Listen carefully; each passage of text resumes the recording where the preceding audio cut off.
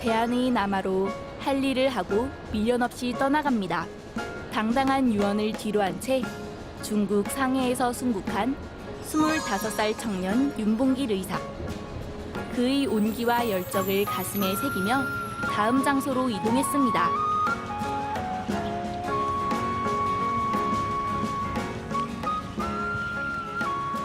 도착한 곳은 외국인 공동묘지 만국공묘.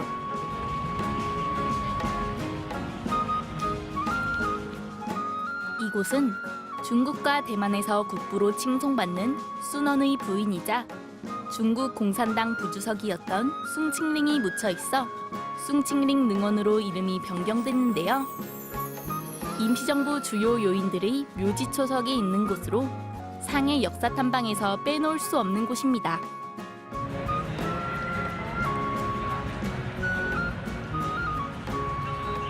타국에서 후손을 맞이하고 있는 독립운동가들의 초석. 겨울비마저 내려 쓸쓸함을 더했는데요.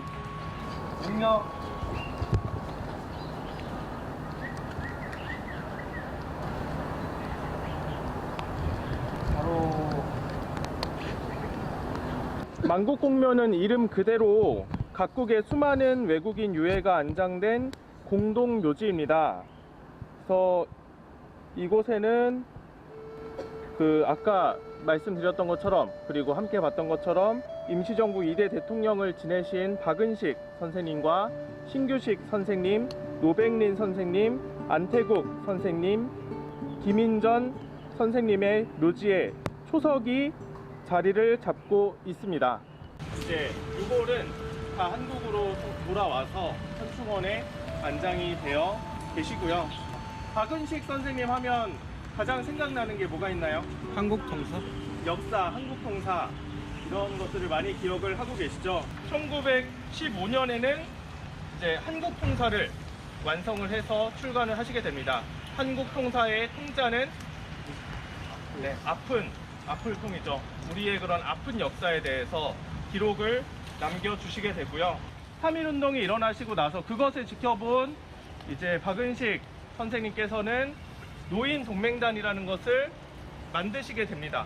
1919년 11월 10일에 의열단이 창설이 되게 되고 거기에 수많은 청년들이 지원을 하게 되는, 그리고 의열단의 그런 활동 방법의 그런 효시가 됐던 그런 일이라고 할 수가 있고요. 이 노인동맹단을 처음으로 만드셨던 분이 바로 박은식 선생님이셨습니다.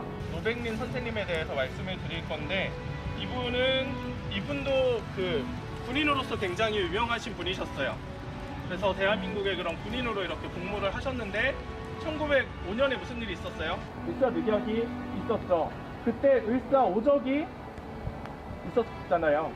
그 당시에도 이제 군인으로서 계셨는데 그때 이토 히로부미가 와서 연회를 열었어요. 거기에 이제 노백린 선생님이 그 자리에 있었습니다. 근데 워리워리 하면서 개를 부르는 그런 그 사람들한테, 이완용한테, 을사오적한테 그런 이야기를 하게 돼요. 너희는 나라를 팔아먹은 개들이다. 그러다가 1907년에 대한민국 군대가 해산이 되게 되죠.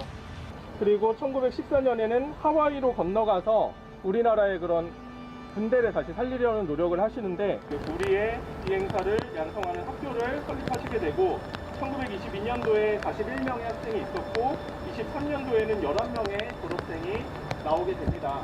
그리고 1919년에 임시정부 조직에 참여를 하시면서 1922년도에는 국무총리로 취임을 하시게 돼요.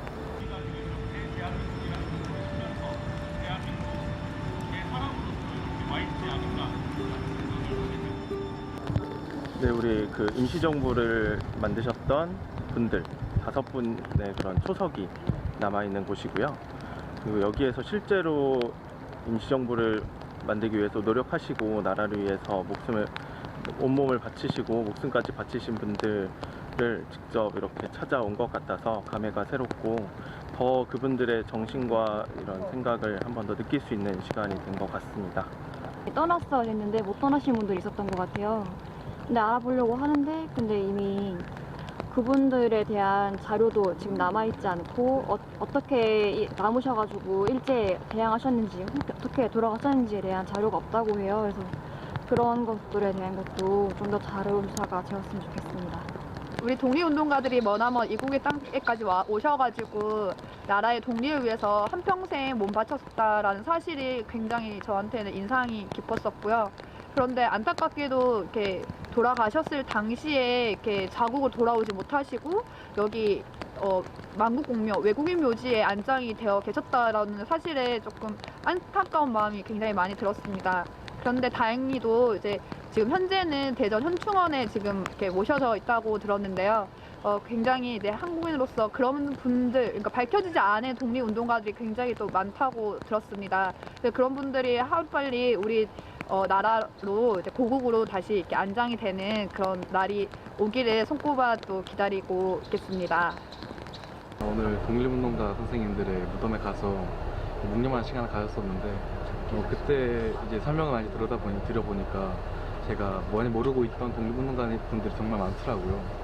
그때 이렇게 생각을 해보면은 정말 제가 아직까지 독립 이런 관련해서 좀 관심이 좀 부족했구나 하는 반성의식을 가지게 됐어요.